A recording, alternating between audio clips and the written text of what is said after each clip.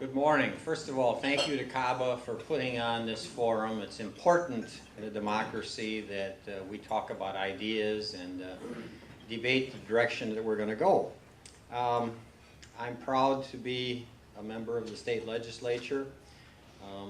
Over the years, I have pushed to help certainly the middle class that I believe is in trouble in this country.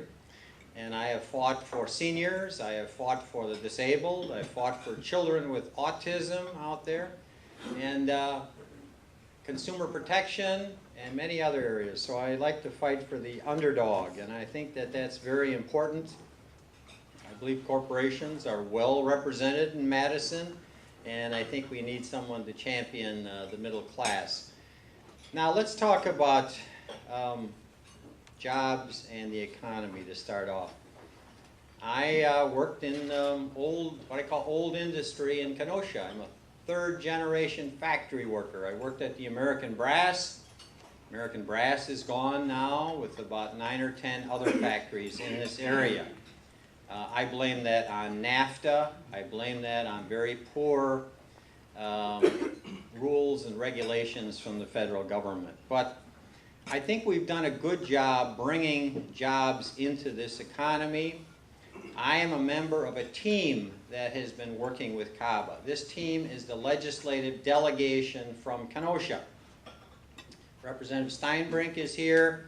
I've worked with Representative Cruiser, now County Exec Cruiser now, and of course Representative Kirkman. We've been a good bipartisan team in drawing industry into this area.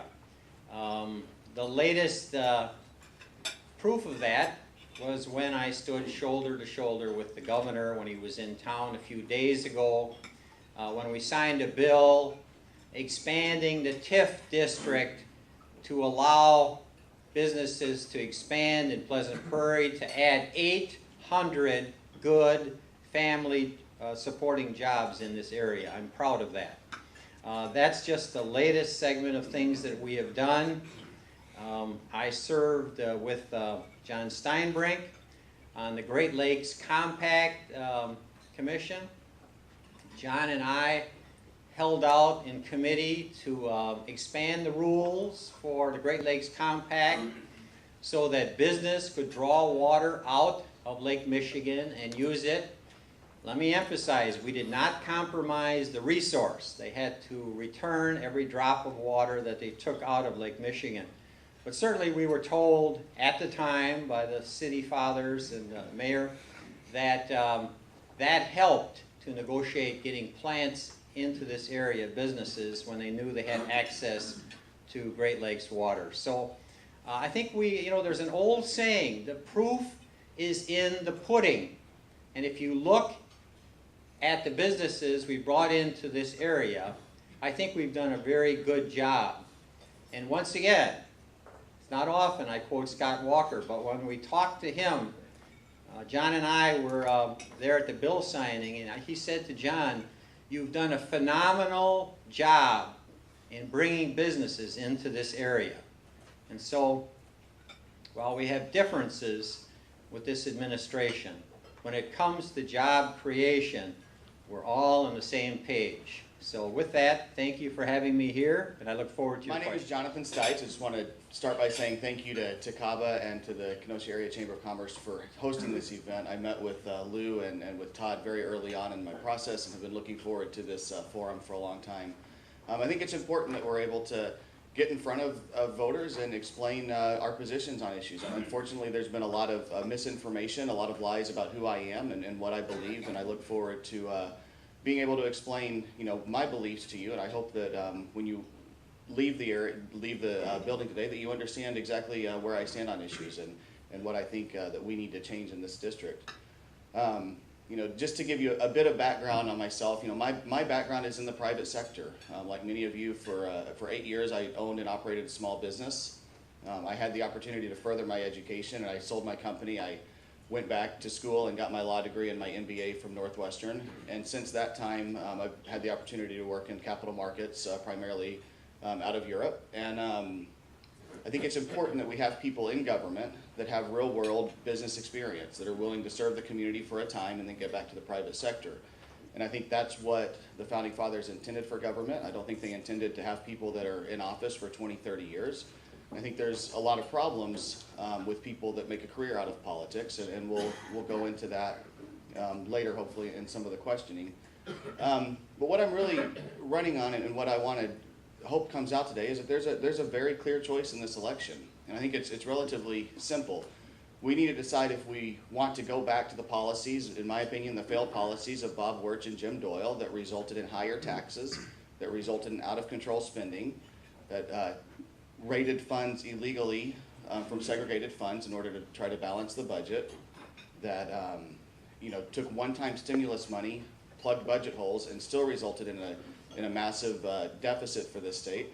Or do we want to say that the direction that we're heading in this state now, with getting spending under control, with getting to a point where we can start looking to lower taxes, where we're trying to bring real change that's going to bring jobs to the area, is that the direction we're going in? And in my opinion, it's not the right time to reverse course at this point when the new governor and the new legislature is just getting started. And we need to, the silent majority in this state started speaking on Tuesday, and we need to continue that into this next Tuesday election, that we agree with the direction that we're heading now, and it's the right direction for this state. These are hard decisions that are being made, and I don't want to minimize their impact on individuals in this community. I don't want to minimize their impact on municipalities, but these are decisions that have to be made, and if we're not making these decisions now, these tough decisions, we're going to be making even harder decisions in 15 or 20 years, and that's the bottom line. I'm a private citizen. I'm running for this office because I'm concerned about this community. I have 4 young children, 2 of whom are in public schools here in Kenosha, and I'm concerned about the kind of debt burden and the kind of state that we're going to leave our children. And that's why I decided to step up and run. I think, obviously, the most important thing to the voters in the 22nd District is job creation. And what do we need to do to create jobs?